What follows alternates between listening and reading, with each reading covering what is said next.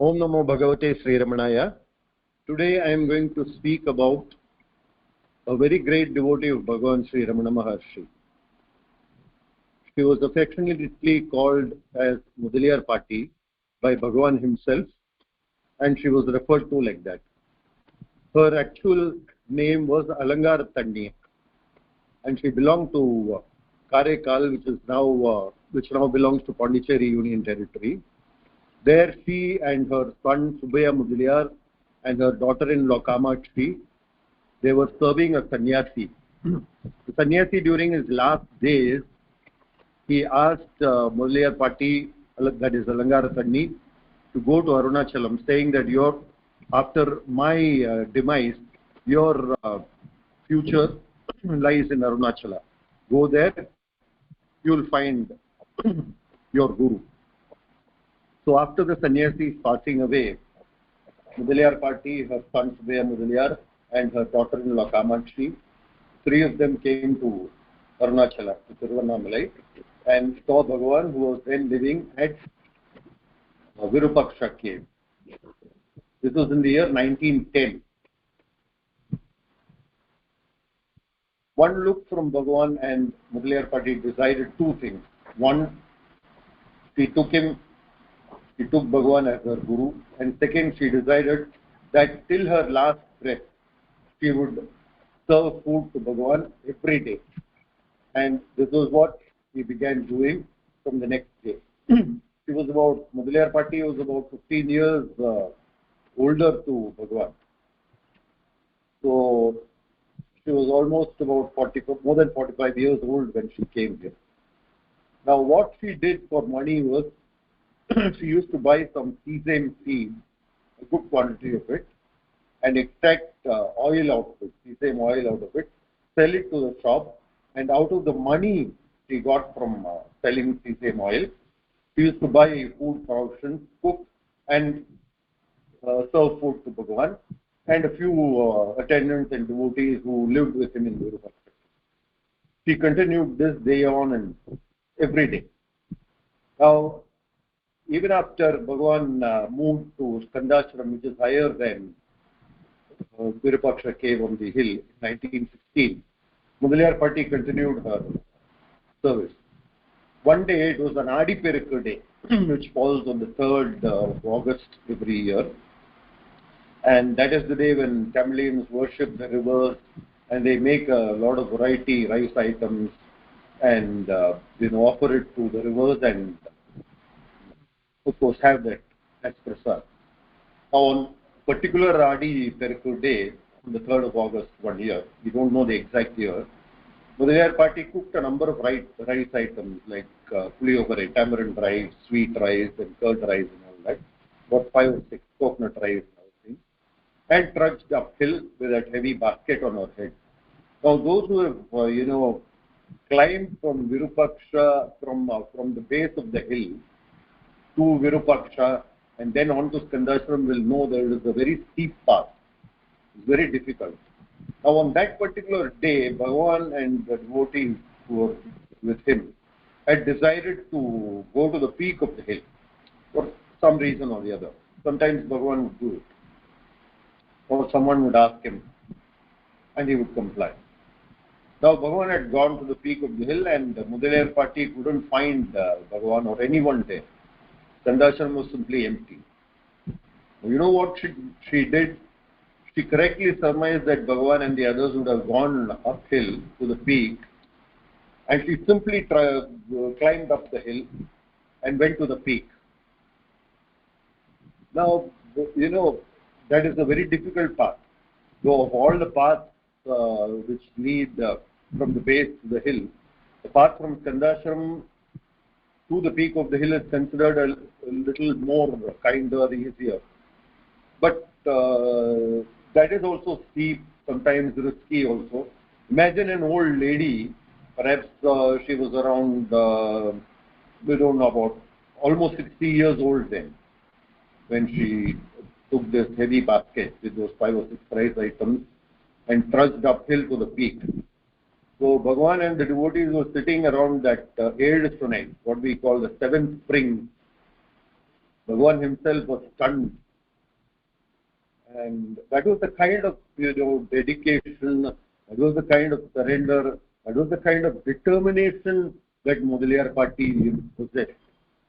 And after Bhagavan relocated to near his mother's Samadhi in 1922 December, Mudaliar Patti continued her service. After a few years, when the Ashram, Ramanasramam could afford to make its own food, Bhagavan's younger brother Chinnaswamy, who was the Sarvadhikari of the ashram, and Kunjaswamy, Ranganatha Gaunda, and a few others, they one day told Mudaliar Patti that, Patti, you need not have to bother about bringing food every day. Now the ashram is quite comfortable and is able to feed everyone. What you can do is you can have your food here and we will look after you. Or if you so wish, if you are not able to come, stay at home, the ashram will send you food. I mean, Mudaliar Patti was very much distressed at this. And she said, great determination. I will not listen to what you are saying. I have taken a vow that till my end, till my last breath, I will serve Bhagavan. I will serve food to Bhagavan every day. And that is what I will do. Even if I don't have money, I will feel my way around the town, go and beg for provisions in homes, and then cook and bring food for Bhagavan. When she was saying this, Mudaliar Patti had tears in her eyes. One can really appreciate, or rather, one should be able to understand this kind of determination, this kind of surrender to God. Now, Mudaliar Patti was doing this. One day, what happened was Mudaliar Patti had this habit of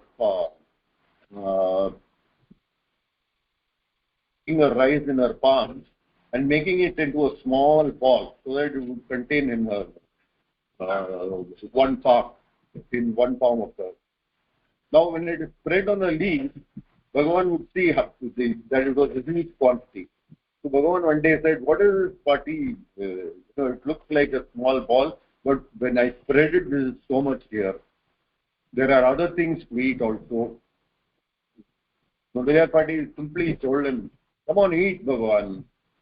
Bhagavan told her, Mudaliar Patti, look, there are other items also to eat. How can my stomach contain so much food? And Mudaliar Patti told him, Bhagavan, ellame manasula dhaan irukku. Everything is in the mind. That is the essence of Bhagavan's teaching. Bhagavan looked at the others who were sitting near him and said, look, he is giving me my own upadesha. So that was the kind of liberty that Mudaliar Patti took with Bhagavan. During her last days, about 4 or 5 years, Mudaliar Patti couldn't see. I mean, her sight was failing her. And therefore, she was every day sending food through someone else.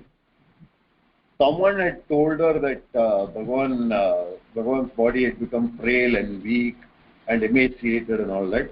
One day she came to the ashram, feeling her way, bowed, and she went to the old hall and said, oh, Bhagavan, how emaciated and weak you have become. Then Bhagavan said, I have not become weak or emaciated. Mudaliar Patti felt that when that person told her that Bhagavan had become weak and emaciated, Mudaliar Patti felt that it was only because he was not serving Bhagavan personally that he had become weak. Bhagavan told her in the old hall, sitting on that sofa, he told her, no, Patti, I have not become weak. Just come and see. You are not able to see, that is all. Mudaliar Patti came and sat in front in the first row. After a while, Bhagavan got up to go out to the Goshala. Mudaliar Patti wanted to see for herself at close quarters how Bhagavan was. She stood near the entrance door, and when Bhagavan came near her, she shaded her eyes and saw him. And Bhagavan came very near her and told her, look at me, have I become weak? Look how strong I am. So Bhagavan, felt the necessity to personally explain to her.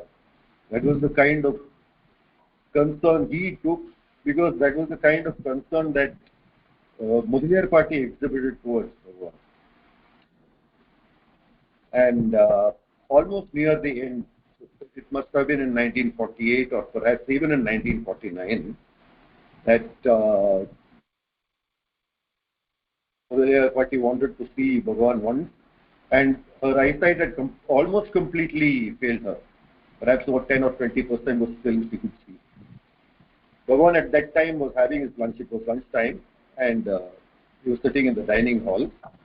He was led by a person. He came near, saying that I want to see Bhagavan.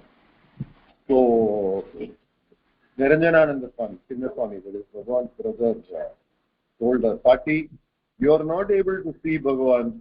Why do you come?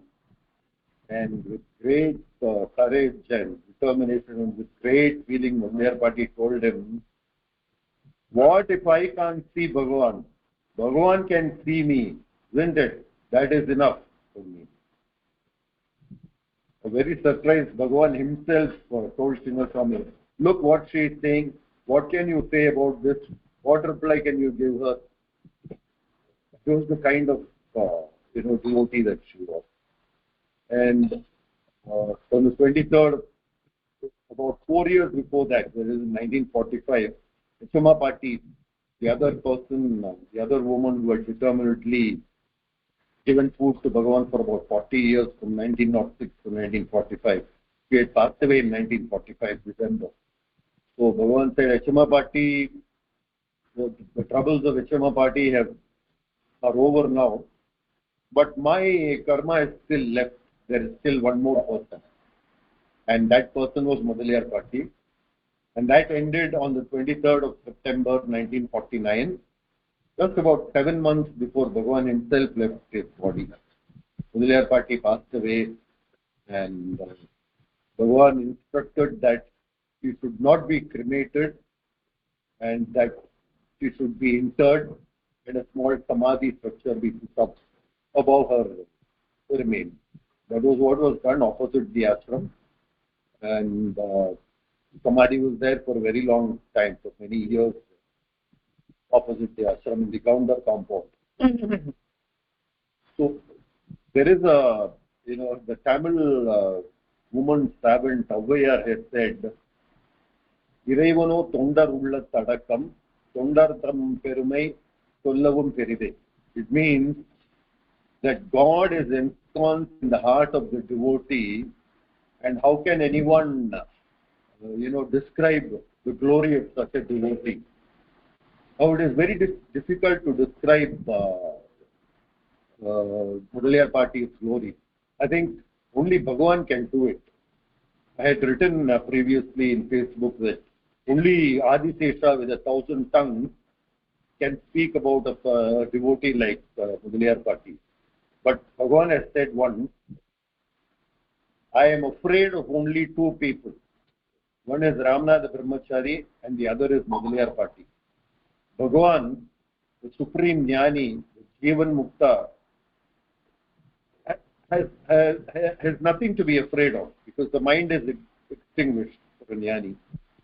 Now, why should he be afraid of a devotee, those two devotees? Because their surrender, the surrender of Ramana the Brahmachari and Mudaliar Patti, were complete and total. I mean, they didn't want anything for themselves. And had either of them, either Mudaliar Patti or Ramana the Brahmachari, asked anything of Bhagavan, Bhagavan had no way of refusing them. They could have asked even for mukti. There were many people who would come to the old hall and ask, Bhagavan, I want mukti, give it to me now. And Bhagavan simply, has laughed it away, or, just kept quiet, just kept silent, and they would go away.